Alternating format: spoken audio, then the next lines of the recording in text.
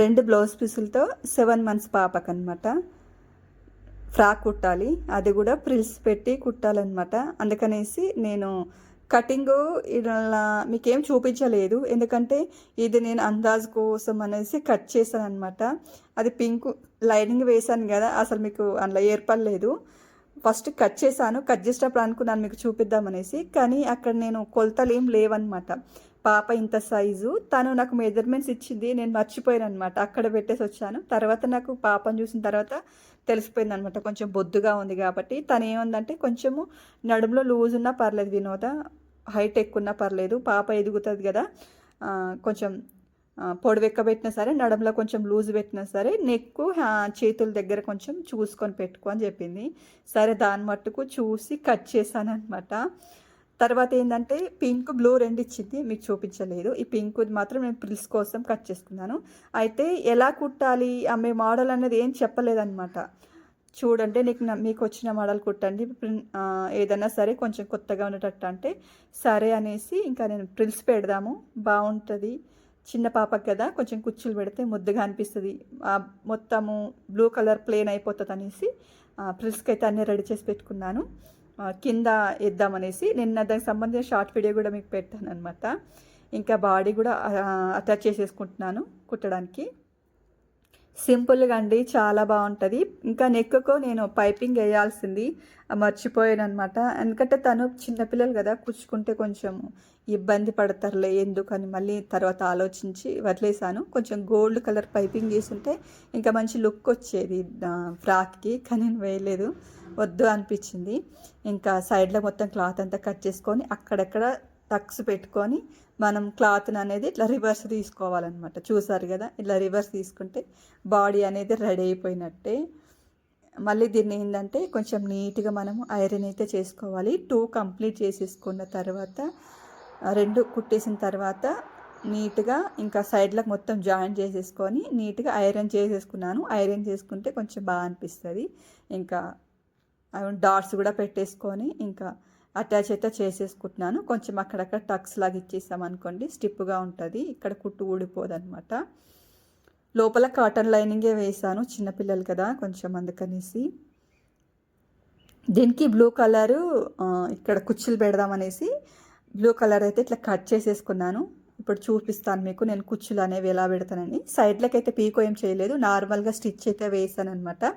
ఇట్లా ప్రిల్స్ నేను షార్ట్లో చూపించింది వేరు, ఇది వేరు. అది సైడ్కి కుట్టు వేసాను, ఇది మాత్రం మిడిల్లో కుట్టు వేసుకుంటూ రావాలన్నమాట.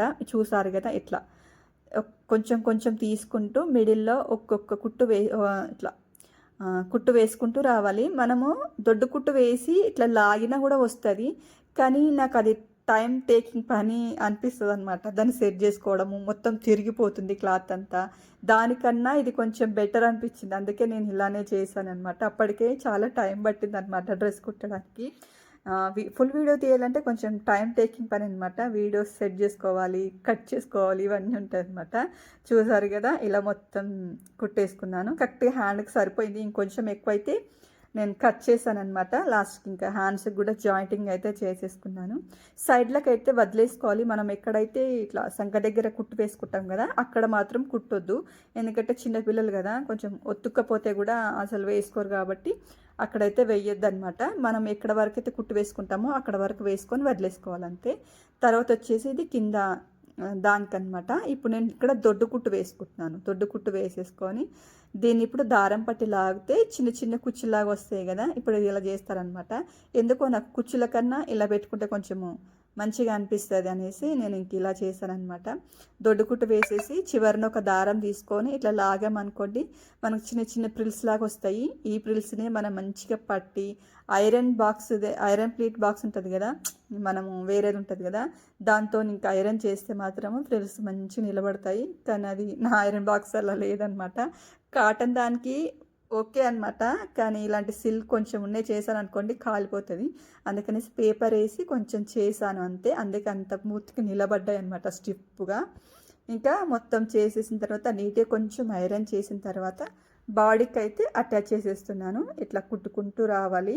కింద ఎక్కడ ముడత రాకుండా లోపలికి క్లాత్ వెళ్ళకుండా చూసుకుంటూ దానికి సరిపోయేటట్టు కుట్టుకోండి. ఎక్కడన్నా ఉంటే మళ్ళీ కొంచెం లాక్కుంటే దగ్గరికి వెళ్తాయి అన్నమాట కుచ్చులు అనేవి.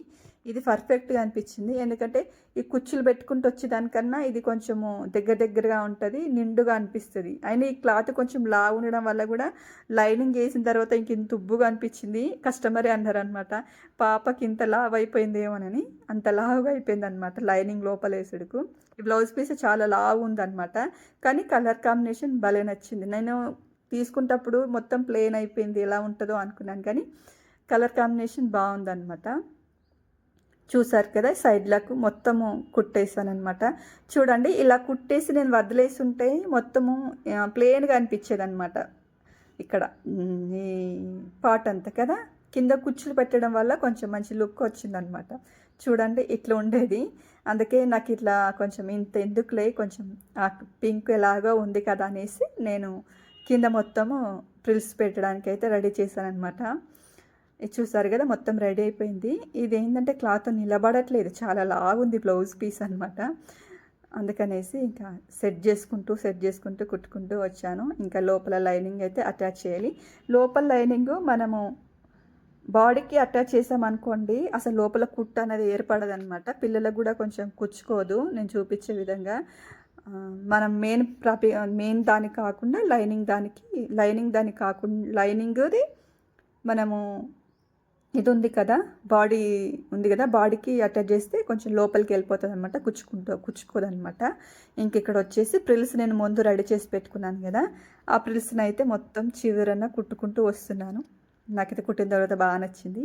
ఇంకా ఇది కూడా ఉంది కదా, దాన్ని ఏమంటారు, కొంచెం పిల్లలకి సైడ్లకు అవి బాగుంటాయి అనేసి అది కూడా రెడీ చేశాను అనమాట.